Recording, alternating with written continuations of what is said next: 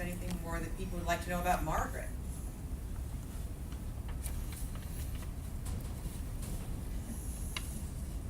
Okay. Yes. I guess I want to know, like, how much does Margaret's husband know about all of this? Yeah. She seems very secretive. So, I don't know. Yeah. Okay, no, that's good. Yes, hello? I loved it, Jen, and I love you. I wanted to hear a little more about Margaret's work and her falsifying her results, and I also wanted to know a little bit more about Kara's mother, because she was the impetus for what Kara did, and I wanted to see her work, get to know her work. Good to know. Yes. And along those lines, maybe a little more details on how it all went down, like, you know, when they were trying to stop her and the mother dealing with that and knowing that, you know, she was in danger, maybe stuff like that, to kind of raise those stakes. Okay, very good. I think I'd also want to know, does she end up ever get caught after, you know, what happens with the case? You wonder who the man is at the end. Who was Yeah. When an investigation starts, you know, so what happens? Okay. Yeah. I didn't know if Kara's mom saying, "You won't see me in the morning," that line, I don't remember the exact line, but I don't know if that was an implication that she knew that something was going on with her life, or that she was, you know, being targeted. So I don't know if there was any real intention with that line.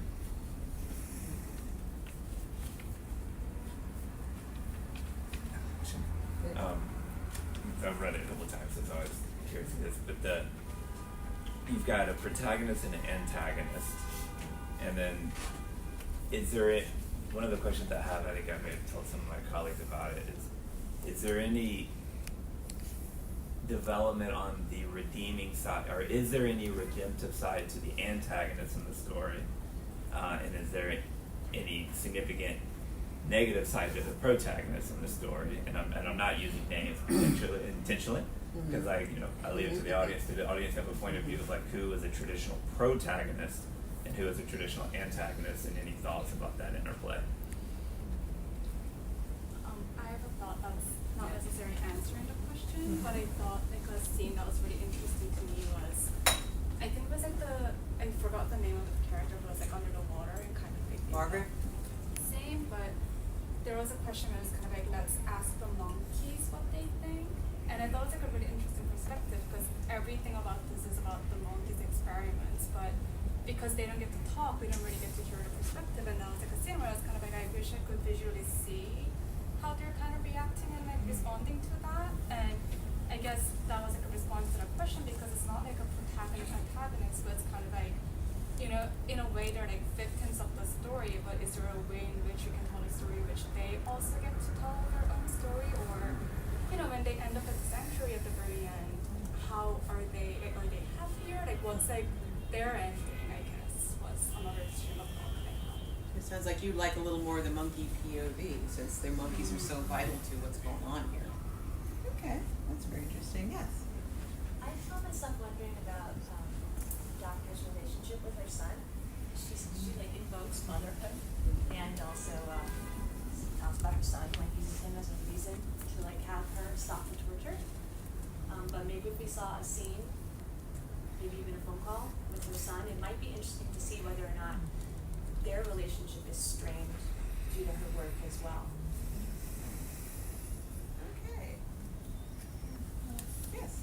I just going back to Margaret, would maybe like to see a little more flushed out, kind of her thinking and her psychology, because she does these horrific things that most people would think are absolutely horrific, but somehow she has rationalized them in her mind, and she says, you know, I'm a cog in the wheel, and, you know, I'm not, you know, really the culprit, and I mean, she isn't, but just more of how she can rationalize as an intelligent, educated scientist, like doing this, even though we know it does happen in real life. Just psychologically, like how she can rationalize what she's doing. Especially when she knows that actually it's not even true science, that it's, they would get the results and then she's doing the experiments to get the results. And also, since she's being confronted with the possibility of losing her life too, Mhm. like how does she argue her way out of that? Mhm. Yes. To your question, Hayden, in my view, I've had a lot of sympathy for Kara until she commits murder. Then I kind of pulled back and thought, well, she's not different. She's the same. So, if that's your intention, that's what I pulled from it, is that in the end, she was just as bad.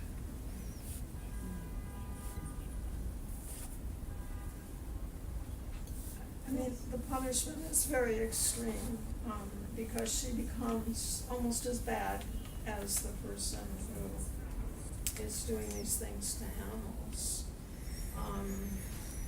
So there's a terrible thing that's happening within inside herself, that she would end up doing something like that. I think the fact that the scientist was falsifying the studies becomes an important part, because it's like the animals are losing their life for nothing, basically. Not even to help humanity. There's nothing redeeming really about what the scientist is doing, but still to have a person become like that is a terrible thing.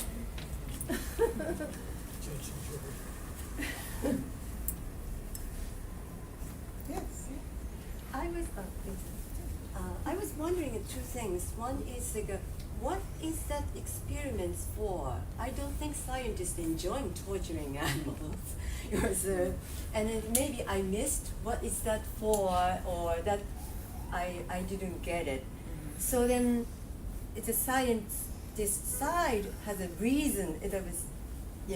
It's to do this for this, and then it's not like some mentally problem person enjoying torturing or not like this.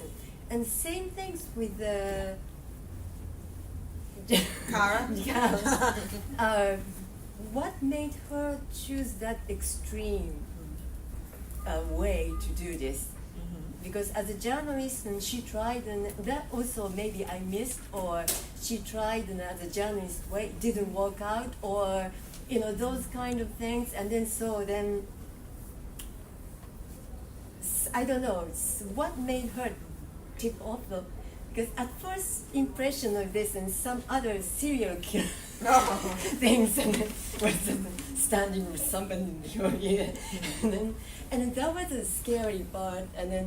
But it's not about this mentally troubled person enjoying torturing others.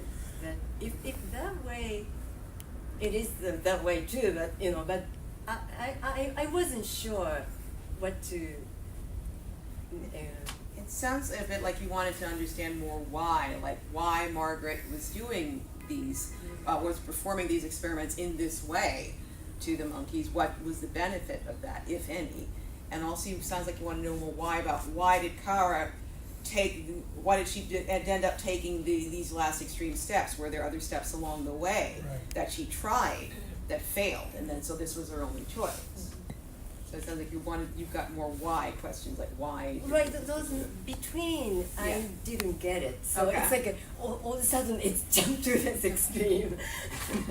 Okay. But there's some philosophical questions there, like not necessarily answering what this author was trying to say, but like if you think about scientific research on animals, in theory, there is a scientific goal. In theory, there's a reason for this, but that you have to juxtapose the actions that are being taken, and you ask your question: how damaged is the person doing this? Like that, is there damage there? Is there something going on there? Like those are things to explore, and then for a protagonist that would respond, going back to your question, a protagonist that would respond in a manner, or a person that responded in a manner of that kind of torture to the scientist, when does person that experiences in life break them? When do they find a way that they have to react accordingly in those issues? Yes. And for me, I'm not a person that, and this might not agree with American audiences, but I thought that for me the ending was emotionally satisfying because she didn't let Dr. Murray get away with it. But at the same point, because before that, when there's a scene between Kara and her mother, they're talking about accountability. Mm-hmm. So the fact that someone's following her at the end, that at least now gives, well, maybe there's going to be accountability for her too. So that's why, for those who, have a moral problem with someone getting away with murder, that you leave that kind of out there that, well, maybe she's not going to get away. Okay. Thank you.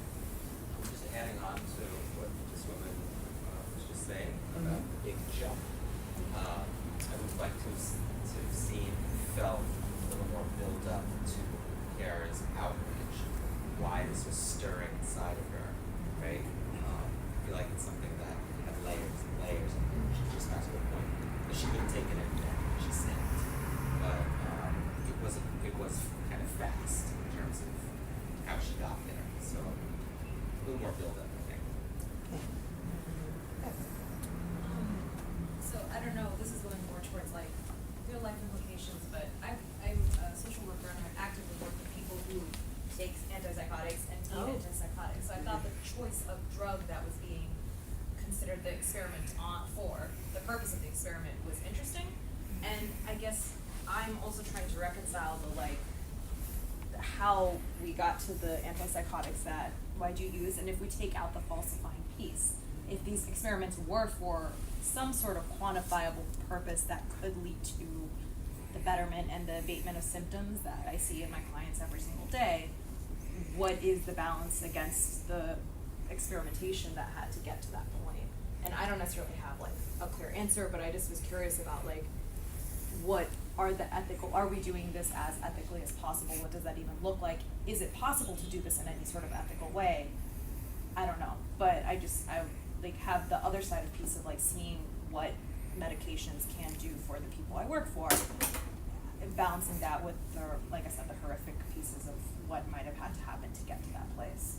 And some of the antipsychotics I know of are they have different generations of them. Some of them are still the older school ones have horrific symptoms and side effects, and I see that in my clients who had to take them for years on end, versus the newer ones, which are being developed presumably through some of these methods, I don't know, but could be helpful in terms of people who need to be on these medications for most of their lives to be able to have some sort of healthy, somewhat of a recovered life to be able to achieve goals and such. So I don't know, I think it's a really interesting idea.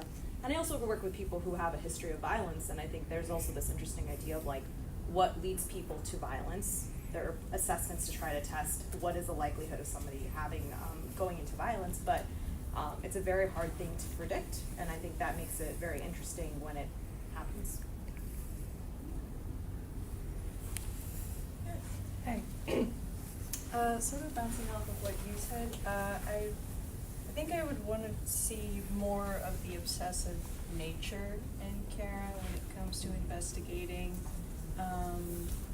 this company, and it would be interesting to show it in ways in which we raise the stakes for her. What if she's spending all day and all night just focusing on this and not showing up to class? What if she's being suspended or something, or what if she confronts Margaret head on and it's this is the only thing that's left of her that will help her keep moving forward, and if she doesn't achieve it, then it would probably allude that she had failed her mother or something. So I think that would be interesting and would further justify her approach to Margaret in the end.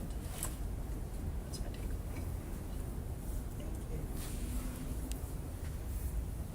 Any other hands?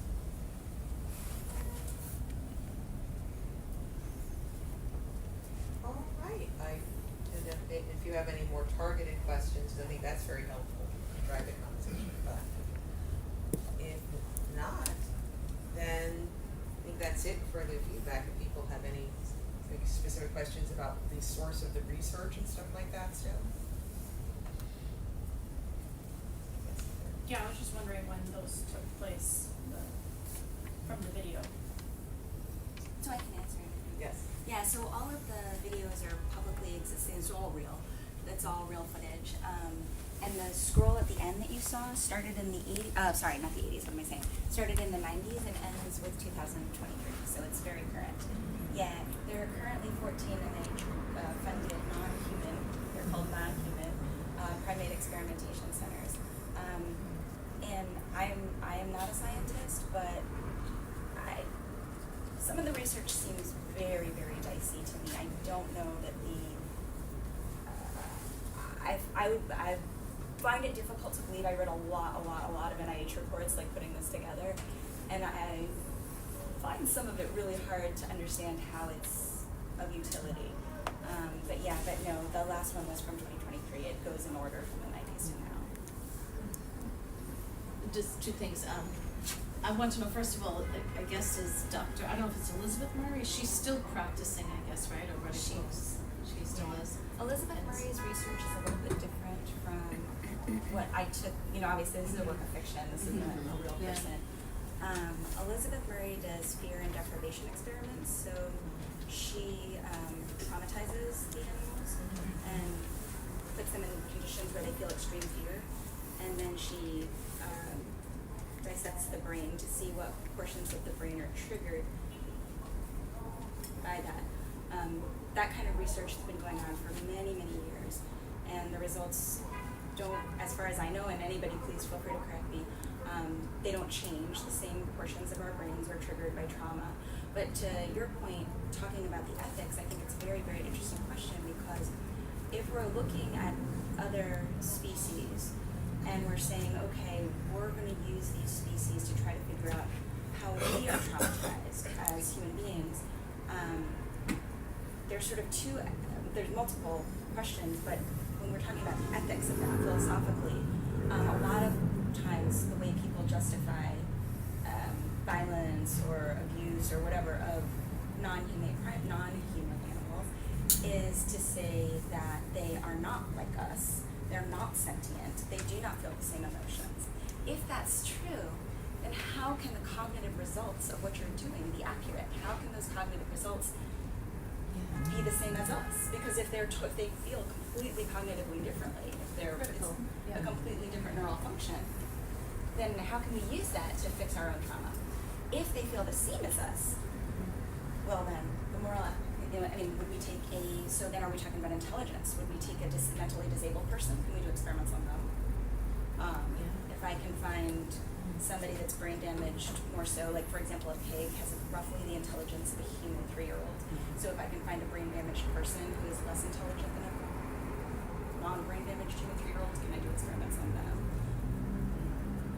Where is the line? There was, I think it was, I don't know if it was like 5 years ago or something, but I know there was a push where there was a case where they were trying to assign, not personhood, but they were trying to give more rights to, I don't know if it's a specific primate or just like change a law that to give more, I guess, credence to their propensity to be sentient. I know. But it was some kind of legal case, and then it was. The non-human rights project was arguing. It took their case actually up to the Court of Appeals in the state of New York, arguing for personhood for chimpanzees, and the court ruled against the non-human rights, against the animals. I just want to point out one thing, and that is I think there's a perception among the public that animal testing is necessary and helpful, and that perception has been spread by a very, very lucrative animal testing industry.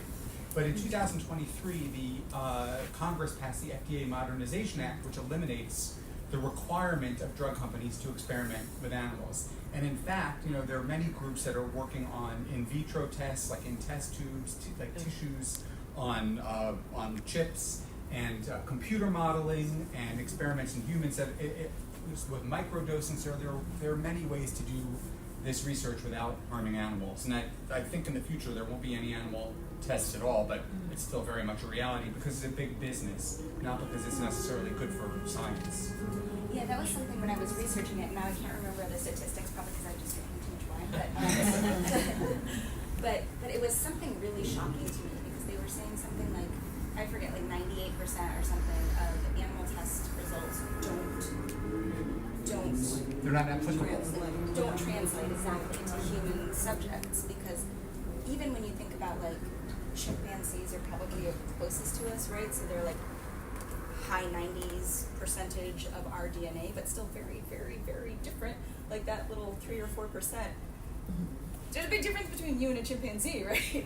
So that's really meaningful in terms of the scientific use of them, in terms of how that will translate to us. And like Donna said, it's big business for a lot of universities that get a lot of funding to keep on doing these. And there's also research. just kind of same old, like, well, we've done it this way for so long, why would we change it? Yeah.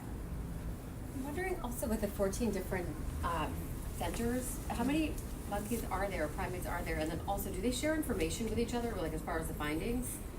So we actually have, so on your way out, there's a handout, but the handout actually has the information along with a web link, and I gave a web link that is very not sort of an activist web link, but the actual NIH web link, so you can look at it. But they have a whole. I'm curious here with all the research that they're doing, like how much how much more research is doing that's kind of like double work? Is everything different? And are they collaborating to make big, hypotheses or theory, that figure out theories? I don't know, whatever they're doing, like are they working together? Or they're just, it's like a constant, like, flow of animals coming in, primates coming in and being used? It seems more like the latter. Think about the psychology experiments in universities, those are being duplicated all the time. Think about all the Me Too drugs on the market, how many erectile dysfunction drugs, how many antihistamines do we need? So much of this is duplicative. It's just big money. There's so much more that AI could even take all that research, and then put together, look at all of it, through algorithms and make conclusions, with all the stuff that's already been done, with having to use more primates. I feel like this is just so crazy to hear, because studying psychology now, I was under the impression that in the 50s, after the Maslow's monkeys, taking the monkey away from the mother and providing the comfort monkey, after that point, after that experiment, things changed. And they don't talk about any of this stuff, and when I do my research, it's mostly on the rats, and it's never horrible like this. When we talk about the ethics of it, my teachers would probably say stuff like this would never pass, the board to be able to do these kind of experiments. They would say something like you would have to use monkeys that their brain is already traumatized and experiment on them, which is just crazy to me. But also, I was thinking about the brains and how we're similar or different. The monkeys, if you're testing for things like fear or very primal emotions, the brain is similar in that way, because the brain developed for us differently after that point. The higher cortices of the brain are different than the monkey, but the primal fear. But anyways, this is just I don't know. This is scary. I feel like I'm in an alternate universe right now. It's funny, I wanted to be a psychologist. I started with Psych 101, and I remember the chapter on the maternal deprivation experiments was so horrifying. I thought it wasn't real. I saw the pictures, and I was like, no, surely they wouldn't do this. But they still do the maternal deprivation experiments, which is where they take the baby away from the mother, and it's very traumatic. But that's done all the time, actually, at research centers across the country. There have been, do you know, there was a male scientist who was doing pretty gruesome ones. It was an offshoot of the maternal deprivation ones, and that was at a university. It was got tons of national media attention, but I can't remember who it Not was. UCLA, maybe, I don't know. There's also the larger question of, even if the scientists aren't sadistic like Dr. Murray was, I mean, is there any justification to experiment on any animals? But actually, I would love to ask you guys a question. Did you think Margaret Murray was sadistic? Because the experiments you're seeing, like, they're not atypical, like just they're not atypical. And animal research is done all the time, and the use of animals for medical reasons, like the guy that just got the heart transplant from a pig. So you take a pig, you kill the pig, take the pig's heart, put it in a person. This is done all the time. It's completely normalized. So, we saw behind, sometimes, it's like you don't want to see behind like a slaughterhouse, right? You want your hamburger, but you don't want to go to the slaughterhouse. So sort of similarly, like, you don't want to see what's actually happening in the lab, but it does happen all the time. So one of the questions I wanted to ask you guys is she sadistic really? Or is she just part of a system that normalizes experimentation? Like, this is just the way it works. This is big pharma. Is she a bad person? Do we really hate Margaret, or are there good parts to Margaret? Yeah. She was desensitized to it, and also her personality type. If she's, naturally a scientist, she's going to be more practical minded. But I think she went into I'm just guessing. She probably went into the field with noble intentions and figured she can use her mathematical brain, put it to good use. And I think she was desensitized to it, and maybe as a form of defense mechanism, tried to find jokes in it. Black humor that Yeah, surgeons and I mean, it people was like that. still horrible and dreadful and inexcusable, but because she does, mention about her son, so she knows that it's, that it's not acceptable what she's doing. Hence why she does it late at night and secrecy and. Yeah, kind of like the idea of compartmentalization. Like how we don't compartmentalize everything, and how she's doing that.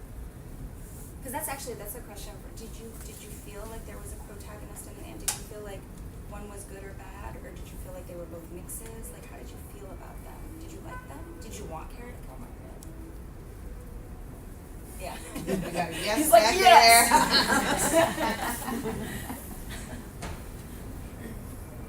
Yeah, as soon as they revealed in the video, like from the 80s and 90s, that she's laughing with her colleagues and, kind of mocking the monkeys and making fun of them, I don't like her at all. I think she's sadistic, and she's desensitized by the time it gets to 2023. But we see this villain from the beginning, and we see evidence of it. So I think she's sadistic. Something. Sorry. Oh, it's actually pointing to Me? No. Oh, sorry. You. Oh. Yes, because you had your hand up before. Oh, Yes. Sorry. I wasn't sure, to be honest, which is protagonist and antagonist are. Because to me, it's like the most scariest thing is somebody committed murder could get away. That was a scary part to me. So then, but it was pretty much show that reason why or those things. I was wondering same things with the scientist part. Maybe there was a time she thought, oh, that was terrible, I can't do this, but somehow she had to do or she decided to do. And when she mentioned about sound, I thought maybe the sound has like a brain damage or something. That I was, I expected to come up. And that was the reason she has to do this and to do this to find a cure or whatever. But it wasn't this. So I was wondering why this mention about sound and still it didn't fit. You feel like you wanted to know more about that? About it's both sides, if it's possible, instead of just demonize one side. It is a terrible thing, and I'm animal lover. But it's then, what is the alternative? It's maybe in future AI can solve, maybe. But it's then experiment on human being, or just not to develop any drug and say, okay, you just suffer and die. That's what's the alternative. I think that was a scientist part, probably. There actually are human experiments. Yeah, I've had right. decades, and some of them are dicey too. But yeah. So then, it's a question is which is better, so that's a very complicated things if you're really looking for the reality. And then, So I have a question prompted by this discussion now, and I've had mine as well. Do you feel, from what you've learned from what Jenna said and what this gentleman over here has said, is there information that you've learned that you would want to see incorporated in the movie as part of this discussion about the ethics or something? Would you want that spelled out in a movie? Has any of this stuff prompted questions or thoughts? Yes. To me, what would make Margaret the most scary is that she's not a demon. She's very normal. And that just could be any The person. banality of evil. Exactly. You could see this person walking down the street and not know that this human being is part of these experiments. Those to me are the scariest kind of people. Okay. Because that's what made Ted Bundy effective. Everybody was, if Ted Bundy looked like a serial killer, he would have killed anybody. But he looked like the average guy. And that's what fooled all of his victims. It's so funny you said the banality of evil, because so that phrase was coined by Hannah Arendt, right? She is a Jewish intellectual, and she was covering the Nazi war trials. And I forgot his first name, but somebody Eichmann. Adolf Eichmann. He was a bureaucrat, and he was just pushing papers. He didn't actually kill anybody, but he was just pushing papers. And after the trial, but those papers put millions of people into the gas chambers. And Hannah Arendt famously said, oh, he was so boring. He was just like this bureaucrat. He just personified the banality of evil, and that was exactly what you said was what I was hoping to do with Margaret Murray.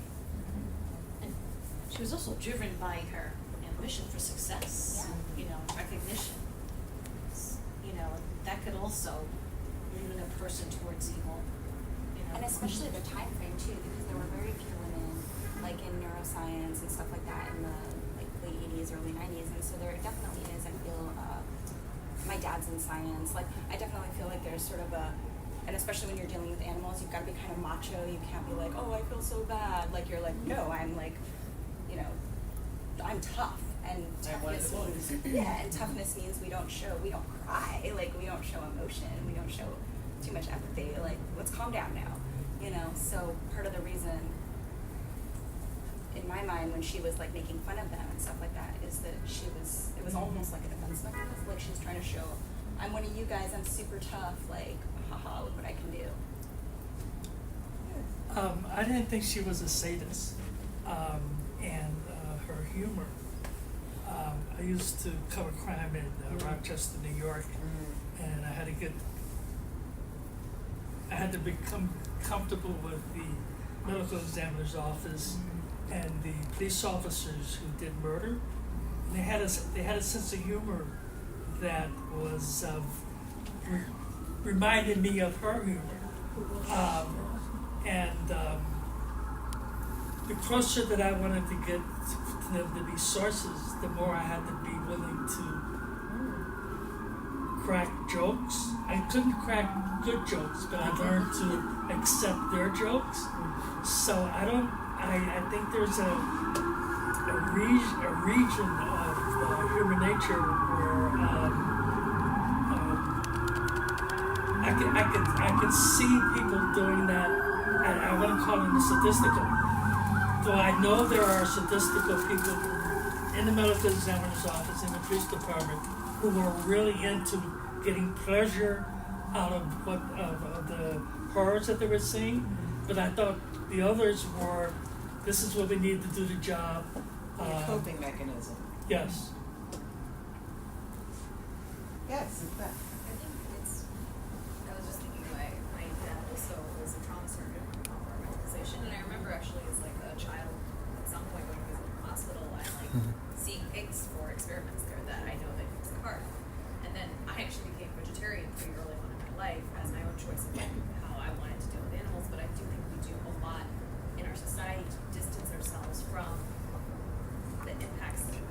taken. I think it's like a lot of lives have to be sacrificed for all of us in this room to be who we are. But I do think that I also, as somebody who works with like in this very challenging field, I think the level of like compartmentalization, the finding humor in ridiculous situations is important. And I also think there's sometimes this very easy idea that there's a clear victim and there's a clear perpetrator. And I think y'all are getting to like there's nuances there. Trauma runs both directions, and most people who perpetuate trauma are also victims of trauma because we all at some level have an aspect of trauma. I mean, when you look at the percentages of really horrific abuse stats and things like that, that's like everybody walking around us. And I think it's something that as humans to get through life, we do our best to ignore and deal with, but it's also a reality that depending on what parts of life you focus on,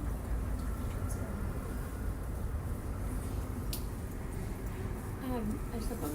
Right, it might be interesting to see her, like, what her, if you go like flashback to when she first did her first, like when she did her first experiment and monkeys were killed. Like, what happened right there? You know, did she first think it was horrible, and then change after that? Like after she became, you know, kind of like the first, you know, she broke that, I guess, killing the cherry, whatever. Like what happened? You know, then and then after that it was more and more. It was less and less.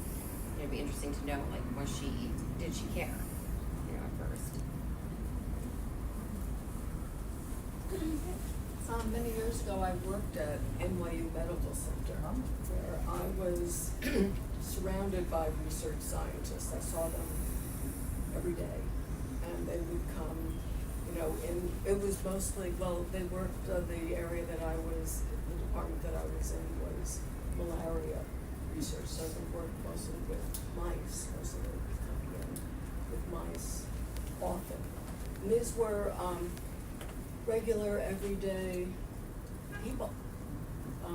The banality of it. So from that perspective, as I was listening, I was in a way kind of expecting to hear certain things from Margaret. I was expecting her to say maybe things like, well, this is how you become a scientist. You know, you can't really become a medical doctor in today's world unless you go through this process of animal experimentation and get accustomed and comfortable with it.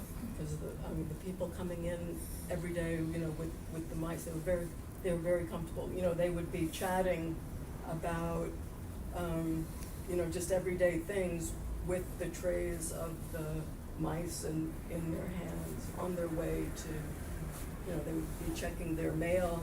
Here's the mice, here's the mail. Just it was very everyday. And so I was expecting things like that to come from our, well, you know, this is the way it is, you know, this is the way we're trained, this is. And I wondered whether Kara might have had some change of heart about her a little bit, if she had come forth with a little bit more softness and, you know, something like, or maybe seeing the light a little bit after I wondered, is there gonna be a transformation there, or is, but I was all for Kara killing her. And I'm glad she got away with it. Or at least you think she got away with it. We think, yeah. Can I ask a question? What did you feel that, so there's a scene with some animal rights activists, and then there's a reference to them by Dan. How do you feel that this script portrayed animal rights activists, if at all? Or were they just kind of a neutral that was there? Were they portrayed well, badly? Any thoughts on that at all? I mean, they do what activists do. They chant, they hold signs, but I didn't view Kara as an animal activist. I did view her as just avenging her mother's death, and she just got too deep into it, and it just twisted her psyche. So it would have been disturbing if she was an animal rights activist and she then committed murder. So the activists were peaceful, they were just loud and chanting and trying to make a change through nonviolent ways. So kind of neutral. Yeah. Anybody else have any thoughts on animal rights activists? Well, not animal rights. Okay. I wanted to go back because, as you know, when you're pitching your star into a studio, the question you will inevitably be asked is, what is your connection to the story? Honestly, it was really just reading that trial, the Hickman trial, and it was just an exploration. I'm very interested, so I started as a psych major. I actually stopped, so this, when I was doing psych, animal experiments were required for psych 2, for cognitive psych, and at that time there was not an opt-out. You could not opt out, so I immediately just opted out. I did an opt-out by dropping the major, because I just, for me personally, I wouldn't do it. But it's very interesting to me, just, and all of us, myself included, absolutely, do this all the time. We compartmentalize and then we justify, like, doing things or not doing things, right? Like, how many times have we seen something bad happening and we're like, I'm really busy and I need to get here, and what could I even do anyways? So, like, I'm just gonna walk on. But we all kind of do these things, and I just wanted to play with the psychology of normal people doing terrible things, and like how that could be. And I kind of almost didn't want to make there be, like, you know, like Margaret's son, for example, make him, because that was actually a suggestion several people had made about having him be have CTE, or have maybe he was a football player and he, you know, something happened. I kind of just wanted her to just be like, no, I just really want to do this. Like, I just, you know, and I'm getting a lot of money, and that's pretty awesome. And like, it's not really bad. It's like, you know, stepping on a bug. I mean, right? Like, it's okay. There's a lot of monkeys in the Amazon. Like, if I take a couple, what's the problem? Another targeted question again. So, as you know, this story has 2 significant characters, and if you think about this question from getting a production made, a marketing, someone in the audience going to see the movie, you know, the current iteration feels like it's like a 70-30, 71 character, 30 the other character.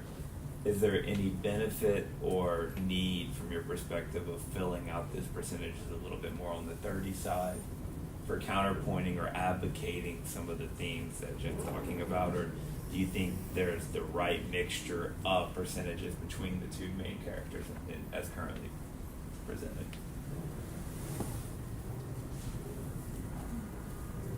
I think it could be. Yeah, I think it could be upped a little bit, like the 30% could be moved up a bit, to see the struggle that goes through. But I'm curious if it is needed, if there's any benefits from like a heightening the tension between the characters, if there's anything from like upping the ante. Like, I mean, obviously if it's the right percentage, it's the right percentage, but that's just a question that I was curious for the people who would be the paying audience to go watch it, if that's anything that influenced you or not. Actually, I was going to say it's the right mixture, but then I listened to, you know, what she said, and then I thought about it. And no, actually, I do want more of Margaret. But again, going back to the earlier comment, I want us to see that, no, this is not a monster. This is not, you know, this is not a person who is a sadist. This is the person who could be your neighbor next door. And that, to me, is the scary part, is how normal that person would be.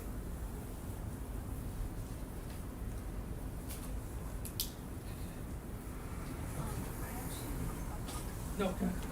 I actually think it's the right mixture because of how much time is spent with each character. I think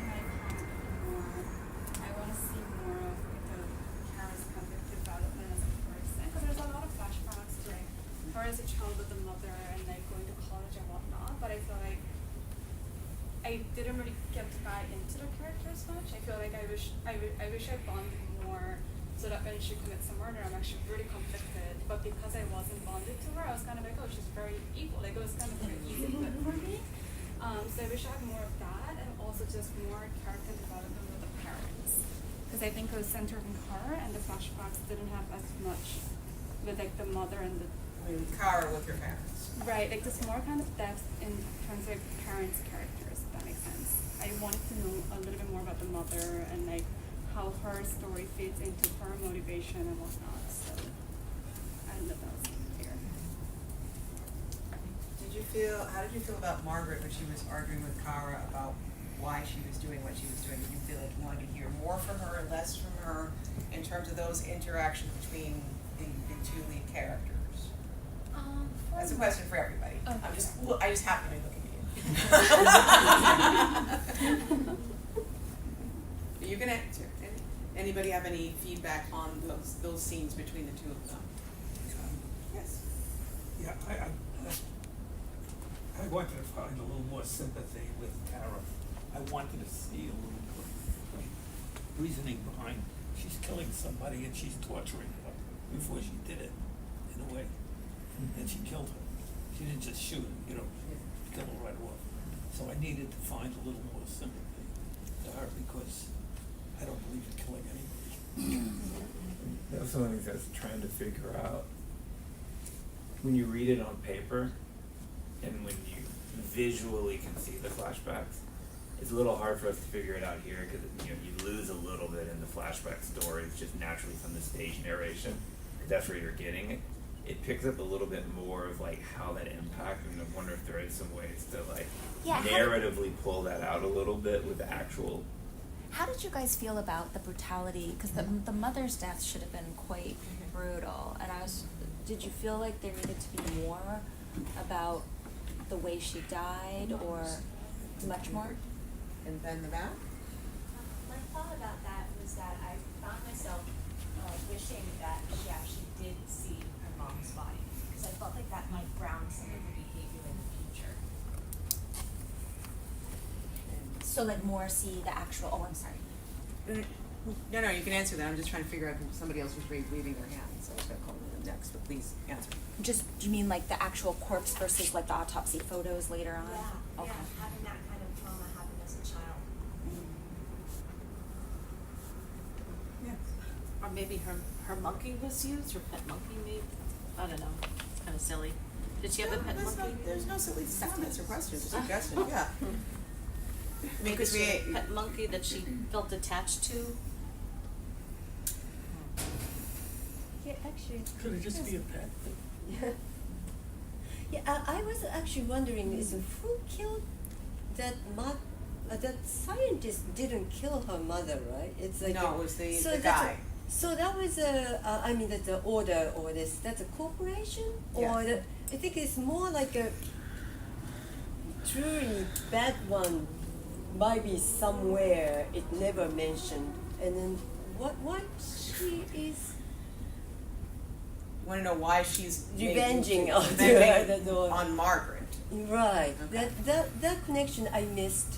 It's maybe something with on the data and it's her name popped up.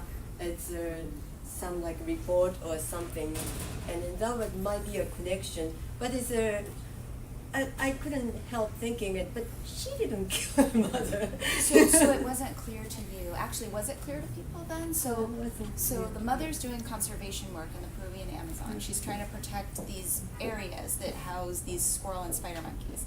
So then when Dan steals all that data and Kara's going through it, she finds all these letters from Margaret Murray asking for those specific monkeys. And they say, look, we can't give them to you because there's this conservationist, she's so obnoxious, she's causing all these problems. Here, have some baboons. And Margaret Murray says, absolutely not, I don't want your stupid baboons, I want these monkeys. And it's really regrettable that one conservationist is causing all this trouble, so please give me my gosh darn monkeys. And she says, and then the letter Kara reads is that she says, by any means necessary. But you felt that was not clear, that should be more fleshed out. It was clear. That much I got it. But then it said that one is hiring somebody to It wasn't a direct enough connection for you to. That was a little jump to me, yeah. Okay. Did other people feel that way? No. Yeah, sometimes you find something you can touch, you can grab onto, you can react to. Like the abstract of the corporation, which is hard to react to. you have a person, like a contextual thing that you can put your hands on. So I think there's a lot of naturalness to like focus your negative energy on something you can tangibly attach to, for good or for bad.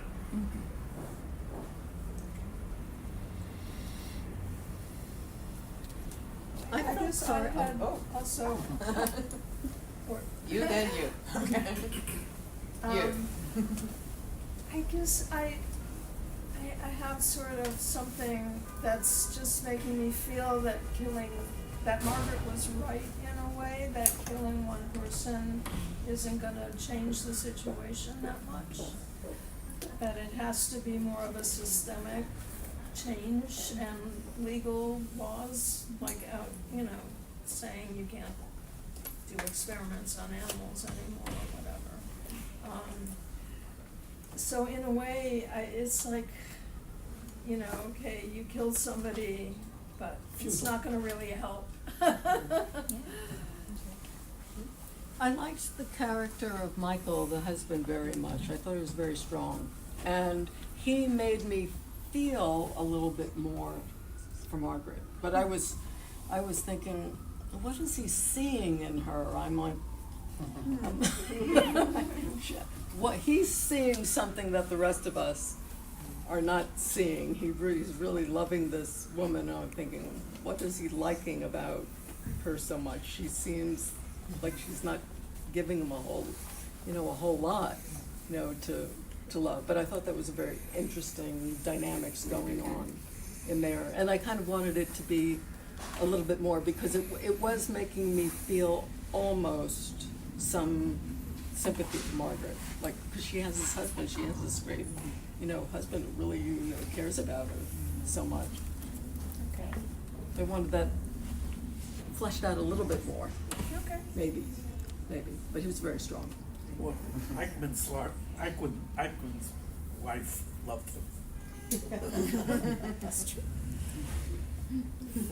For me, I thought the dialogue between Kara and Dr. Murray, where Kara makes it clear, I'm not killing you because of the animals. Then that's when we find out she reveals the connection to her mother. And that's what this is real, at least that's what I took away. That's what this is really about. And for me, that I needed to, because I think that's the separation. If this was just an animal actor, then I would think, wow, you're going to an extreme here. But really, this is about, to Kara, this is the person who was responsible for the death of her mother. And not only did she die, but she died in a very brutal way. So that's why she doesn't just want this person to die, she wants her to suffer. I have two thoughts. One is, I think a lot of Akara's actions, the fact that they're motivated by her mom.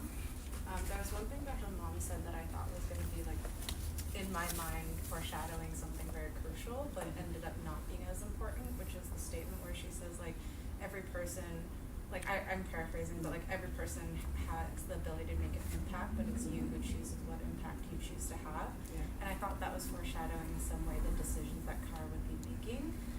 But I think at the end, it almost feels like it is the opposite of what that her mom was trying to teach her, that she ends up doing, right? And so kind of related to that, I think whether or not you switch the makeup of how much time is spent on each character ultimately depends on how you want the audience to feel about the fact that Kara murders at the end, right? So for example, I also found the character of Michael super compelling, but I think the more you delve into that, the more human Margaret will feel, right? And so for example, if her son is a certain way, or if she entered this field because she really had these dreams of making a difference in the world, or maybe she's just money hungry and she's doing this for the money, whatever you do will just make her feel more human and will impact the way the audience feels after she's killed.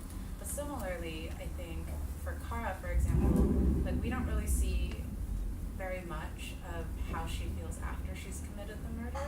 We just see a little bit on TV and she says what's that, right? Feigning innocence or ignorance. But I think it'll feel very differently for the character. One, for example, if she saw her mom's dead body as a child, but also do we see her feel remorse, or maybe she feels empty? Does she feel super content and satisfied? And I think these are all things to like consider and how you want the audience to feel at the end of the day. Because I think the way it is right now, there's not like as much character development from Margaret to make us feel truly bad for her, but also feel super satisfied by her ending, right? And so I think depending on where you want it to go, you could kind of like add the different details after to add to that. It's funny that the quote you picked up, so it's actually a paraphrase from a Jane Goodall quote, but it's everything we do or don't do makes a difference, and it's up to us to decide what kind of difference we make. But that was actually intentional. I wanted you to wonder at the end, because it was repeated twice in the script, and I wanted you to wonder at the end, was she actually doing what her mom would have wanted? Was she actually? And in some ways I kind of held back because I didn't want to feed the audience what they should feel about the characters, and it's hard to do it in a reading because obviously we're like in our pages and everything, but I really want people to not know, actually. I want you to come out and not be sure who you like, and not be sure who's good and who's bad, and for that to create a dialogue. And if that's the case, I think I personally would beef up Margaret's backstory to make it a little bit more relatable. Just because I think the way it's done now, especially the videos and the audio tapes and things, it creates like a very visceral reaction of the person, of placing her as kind of evil. But I think no human is like purely evil, at least not from the get-go, and to add those details, like why does Michael love her so much and is willing to go out to do so much for his wife that never spends time with him, and you know, like this person was like a loved and lovable person in some way, and if you want the audience to not understand, I think that's something that could be added. Any other questions or comments? Yes. Are you working on a sequel? A sequel. Oh. I mean, there is so much into. Yeah, well originally, I'd never written anything longer than a short film before, so originally I was thinking of this as a TV series. Oh, I was yeah. about to say that, yes. Yeah. That's what was bouncing in my brain. Sorry. Anybody else? Yes. I just like like a repeated cycle where Kara's mom was killed by Dr. Murray, and then Kara killed Dr. Murray. And for me, I just inferred that the person following her was Dr. Murray's son. And so I was like, it just keeps going, you know, and I just and I was thinking too, like, is there gonna be a sequel? So yeah, I did enjoy that it was like from beginning to end, it connected that whole aspect of the title with Monsters Among Us. Like it wasn't just a single antagonist. Oh, I just have to end by saying, as an animal activist, I got a lot of satisfaction from it. I liked seeing her being tortured because I have so. But she is nonviolent, don't worry. So often wanted to do to these people what they do to the animals. I think it, live it, so much like, oh, I wish I could get my hands on that person and do what they do to the animals, to have it done to them. So I got some satisfaction from it. It was very difficult seeing the pictures. Yeah. It was very difficult. And it's all real. Yeah. And we cut it down a lot. Yeah, it was very, I felt very bad for my editors. I actually had to give, the first editor, I think, just got traumatized terribly. The second editor, I gave him a trigger warning beforehand. I was like, this is very disturbing footage, like, be careful, yeah. But I did feel for Michael, the husband, Yeah, I kind of intended both Michael and Dan to be foils. Like, that the women would be very difficult to determine. I was hoping, like, good or evil, but that Dan and Michael would be the foils that would make them more human. make them more palatable. That worked well, I think. Anybody else? Thank you all so much for coming and for your wonderful feedback and participation.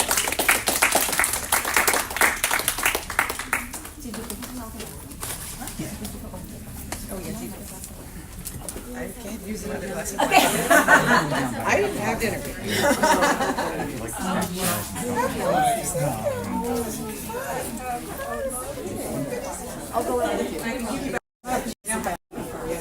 Thanks for joining us. So the next stream will be November 19th, Unfinished Works, and that'll be in the afternoon too. Info coming soon on the YouTube channel. And if you like what you saw, feel free to like and subscribe, tick the bell, all that usual stuff, and see you next time. Take care.